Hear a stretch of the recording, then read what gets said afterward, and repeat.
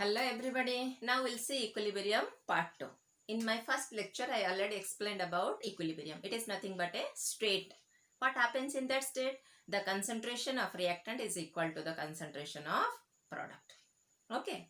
Now the question is arising, what will happen in that state? Three things are there or three conditions are there. What are those conditions? The rate of forward reaction must be equal to the rate of backward reaction or reverse reaction. Second is your Gibbs free energy del G is equal to 0. And the third condition is nothing but it should be dynamic in nature. Means in macro level it won't be visible, but if you come to micro level, then molecular level there will be changes will be there. But the rate of change will remain same. How the way your reactant is changing to product, in that same rate your product also will be changed to a reactant. And the condition is that it must be performed in a closed system. Then only it will be reversible. Otherwise, it will, if you are taking a open system or open container, then it will be converted from a reversible to irreversible system. Okay, fine. Now let us see the relationship between the constant, equilibrium constant Kc and Kp. Make the heading the relationship between the Kc and Kp. I already discussed about the Kc, means your equilibrium constant when you are considering your concentration. Now when you are dealing with the gas, in such a case you need to use your Kp. That is nothing but your equilibrium constant. For constant pressure you are maintaining your equilibrium constant. Now how the way you are going to deal it? You already know your gas relation, that is Pv equal to nRT. What it is?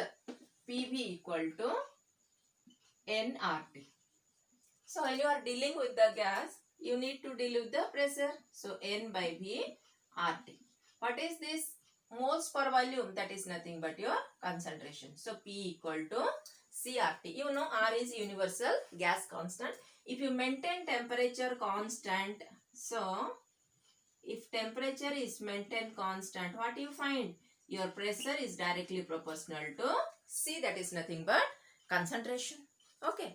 Now let us see the value of Kc and Kp in terms of a example. For example, I am taking a reaction like this. AA plus BB, it gives the CC plus DD. Now already we know how to find our Kc. That is nothing but whatever your product you are getting to the power stoichiometric coefficient. So C to the power small c caps D to the power small d divided by A to the power small a, similarly B to the power small b. This is nothing but your Kc. We are getting your equilibrium concentration constant. Now when you are going to get Kp, then how the way you need to write? Your Kp is nothing but you will write it as in terms of your pressure. So what you will write? Pc to the power C, Pd to the power D divided by Pa to the power small a, Pb to the power small b. Clear? This is the your Kp and Kc. Clear? Now our next target is, what is the relationship between them? Kp and Kc. So our Kp is nothing but it is Kc whole into RT to the power del Ng. Clear? What is the relationship between Kp and Kc? Kp equal to Kc whole into RT to the power del Ng. You know Kp, you know Kc, RT. Now what is this del Ng? It is nothing but the number of moles of the product minus number of moles of a reactant. So what you will write? Number of moles of product minus number of moles of a reactant.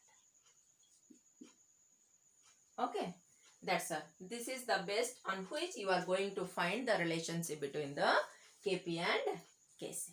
Now if you are clear with this, any numerical they give, you can easily find out what is Kp, what is Kc, and if they ask what is the relationship between them, you can substitute these values and you can easily get it.